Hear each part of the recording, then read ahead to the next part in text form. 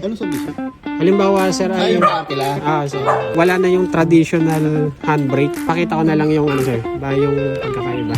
What is up, guys? Good day sa inyo lahat. So today is magdi-deliver na naman tayo. And today is magdi-deliver naman tayo sa Parañaque. So ang i-deliver nga pala natin ngayon ay itong ating unit na si David, itong Expander GLS natin. Bali, nag-book pala sila client for 28 days and bukas pa talaga yung dating nila. Pero nakapag-decide sila, ma'am, na ipa-deliver na today sa kanilang bahay dahil nandun naman yung father niya at yung father niya yung magre-receive. Gusto kasi ni ma'am na bago sila dumating, naka-prepared na lahat. Kasi pagdating nila bukas ay may lakad na sila. Bali, didiretso na sila sa agenda nila.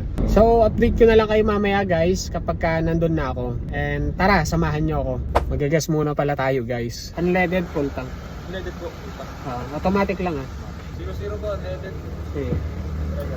So yun, guys, bali nandito na ako. Nahanap ko na lang yung bahay nila, ma'am. Saan ko ano, sir, dito? Hindi ko ipaparami sa kapila. Park ko na ngayon, sir. Good morning po. Ano po? Mike po. Sir, familiar po ba kayo dito sa Expander? Actually, ngayon pa lang ako hawak yan. Pakita ko na lang yung ano, sir, yung pagkakaiba. Ito kasi, sir, wala na yung traditional handbrake. Oo.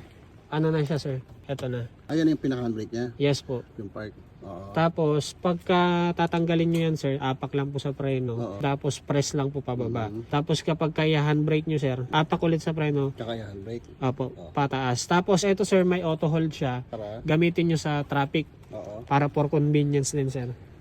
Sige. Halimbawa sa traffic, ngayon ay para hindi na kayo mag-handbrake, click nyo na lang yun, sir. Siya na magkukusa. Apo, sir. Halimbawa nakatigil kayo, pag tinapakan nyo, mag-go yan. Ngayon, pagka prineno nyo ng sagad, mag-stop rin siya.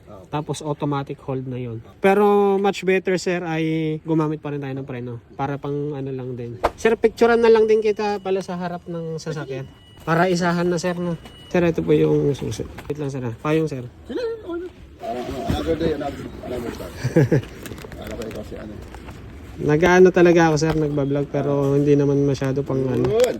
Another day, another day. 1, 2, 3. Okay na, sir. Kayo naman yung authorized driver, sir. Ngayon, sir, ito, bawal tayo sa subleasing, sir. Ano sa busy?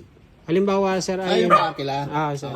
Maintain lang po natin yung fuel level, sir. Huwag po nating papailawin yung ano. Much better, sir, ay kahit hanggang sa half lang. For prevention yun ng sasakyan. Pag nagpa-full tank kayo, sir, full tank automatic lang, sir. Huwag nyo ipapa-full tank ng sagad. For prevention din ng sasakyan. Yung sasakyan, sir, kung ano po namin siya binigay, ganun din po siya ibabalik. Except sa wear and tear, katulad ng mga gulong, ganun, sir. To comply with all traffic laws and regulations, sir. Bali kapag sa mga ticket, sir, kayo po yung liable doon. Tapos, bawal po tayo, sir, mag-drive ng nakainom. Sa ano naman, sir, sa NCAP, may agreement din po tayo doon. Sa madaling salita, sir, ang nilalaman lang naman neto, kayo po lahat na magiging liable sa huli. Okay. Unless, kung nagkaroon ng malfunction tong unit, halimbawa, sa gabi, nagmamaneho kayo sa gabi tapos sakop ng NCAP, bulag yung headlight, syempre may ticket yun, sir. Kami yung liable doon. Kapag ka ganun, sir, kami magbabayad nun. Opo. Pero kapag ka halimbawa na beating the red light, sir, kayo po yung i-charge namin doon. So, yun lang naman yun, sir. May mga questions pa kayo, sir, para may paliwanag ko naman. Unleaded siya. Opo. Ang dokumento yan, papel niya. Andun, sir. Kasi baka mamaya, syempre, sa checkpoint, hindi mo masabi, mapara kami. Opo. Kuya, nasanda niya. Nakadalawang transaction kasi 50 lang yung Apo. isa, hindi kaya. Kaya ginawa niyang dalawa. Sige po. Yun niya ang dalawang transaction. Opo. Kasi hindi raw kaya na. Ano ba to? Tsaka ito yung isa. Okay. Asa rin din ba? Sige sir, thank you sir. Thank you po. Ma'am, thank you po. Okay po.